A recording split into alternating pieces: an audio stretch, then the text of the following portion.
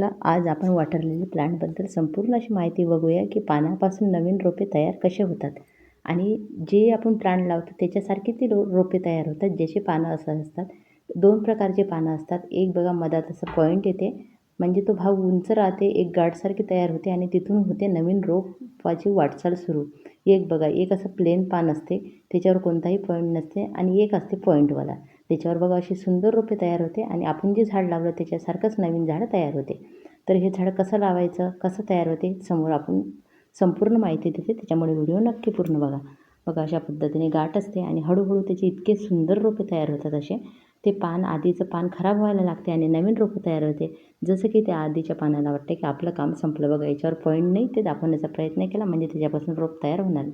बघा याच्यावर पॉईंट आहे, याच्यापासून नवीन रोप तयार होणार आहे आणि आधीच्या पानाला असं वाटते आपलं काम आता संपलं आणि हळूहळू ते बघा असं साईडला खराब व्हायला लागते आणि नवीन मुळे आणि नवीन असे पानं होतात तयार. आता हे लावायची कशी हे पण मी समोर दाखवलेले आहे. खूप सुंदर जेव्हा पानं तयार होते, हे बघा किती छान झालं. याला तीनही पानं आले आणि मुळ्या खालच्या साईडनं आल्या. नाही तर बऱ्याच रोपांमध्ये मुळ्या अशा वर असतात, त्या आपल्याला खाली करून घेऊन मग रोप लावावं लागते. अशा पद्धतीने सुंदर वॉटर लिली मला खूप जास्त आवडतात. कारण वॉटर लिली आवडण्याचं काम चिखलामध्ये, पाण्यामध्ये जेव्हा इतकं सुंदर फूल येतं ना, त्याचा आनंदच काही वेगळा असतो. म्हणून आपण कमळाला राष्ट्रीय फूल म्हटलेलं आहे, कारण ते फूल काहीतरी खास आहे, वेगळं आहे. आणि वॉटर लिली पण तशाच पद्धतीचं असते, तशाच पद्धतीची याची काळजी घ्यावी लागते आणि तशाच पद्धतीने लावावं लागते माती करून आणि होतात मग सुंदर रोपे तयार. इतके पानापासून रोपे ग्रो झाले आणि यावर्षी ऑर्डर्स पण तेवढ्या जास्त येत आहे मला आणि जवळजवळ आहे तिथल्या मी पाठवून देत आहे. कारण जास्त लांबच्या मला वाटते झाडं अगदी फ्रेश गेले पाहिजे. पुढं ते पण मी करणार आहे, सर्वांनाच जमलं तर पाठवणार आहे. पण आता तरी जवळचे ऑर्डर सुरू आहे. बघा आता इथं साधी माती घेतलेली आहे, या मातीमध्ये कोणतेही खत टाकलं नाही. आता हे पानापासून तयार झालेले रोपे मला लावायचे. साईडचं पान थोडंसं काढून घेते, बाकी थोडंसं पाण्याला राहिलं तरी चालेल आणि मुळे ह्या खालच्या साईडनं करून हे मुळे अशा खाली ठेवायच्या आणि हे वरचे पान आहे ना वर राहू द्यायचे. अशा पद्धतीने हे पानापासून तयार रोपे लागते.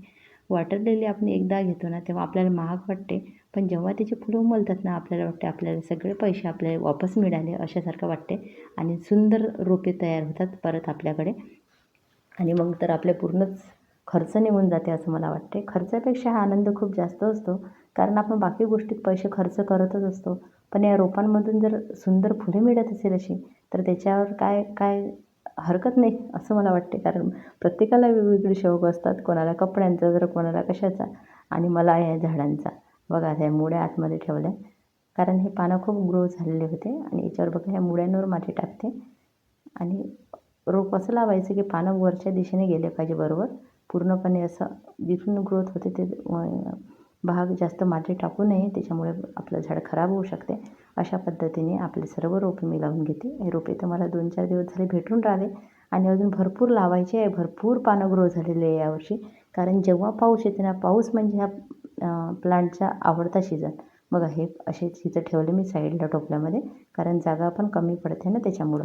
आणि हे रोपे छान ग्रो झाले की थोडी मोठी कुंडी देणार आहे आणि हे ट्रॉपिकल वॉटर लिलीला नर्सरीमधून देतात. छोट्या कुंडीत लावलं ना तरी हे छान फुलं देते आणि टोपल्यामध्ये जर लावलं तर मग तर विचारूच नका, खूप जास्त ग्रोथ होते त्याची. अशा पद्धतीने बघा भरपूर रोपे लावणं सुरू आहे आणि तुम्हाला एक मला निसर्गाने दिलेलं छान गिफ्ट म्हणून दाखवते. माझ्याकडे वॉटर लिलीचे बरेच रंग होते, पण हा रंग बघा मला परागीकरणातून मिळाला आहे, म्हणून याचा आनंद जरा जास्तच आहे. एकतर फुलाचा रंग इतका डार्क आहे ना आणि याच्यामध्ये 3 प्लांट लावलेले होते, हे मला कळले नाही. एक तर होतं पनामाचं, ते मी काल सेलिंगमध्ये दिलं आणि इथे बघा किती सुंदर रंग आहे खरंच. असं बघायला तुम्हाला असं वाटेल हे उमलायचं आहे पूर्ण, पण मधात असं पिवळा भाग आणि इतका सुंदर आकर्षित करणारा हा रंग होता. म्हणून म्हटलं की तुम्ही निसर्गावर जेवढं प्रेम करणार ते आपल्याला भरभरून देत असते अशा स्वरूपात आणि तो आनंद मात्र आपल्याला कोणी कधी देऊ शकत नाही जेव्हा आपल्याला हे प्लांट देतात. म्हणून मी म्हणते नक्कीच तुम्ही पण निसर्गावर प्रेम करायला शिका. निसर्ग तुम्हाला भरभरून देणार आहे आणि अशा पद्धतीने तुम्हाला माझं बागकाम, माझे व्हिडिओ आवडत असेल तर नक्की सांगा. माझा प्रयत्न असते पूर्णपणे ऑर्गॅनिक पद्धतीने बागकाम करणं.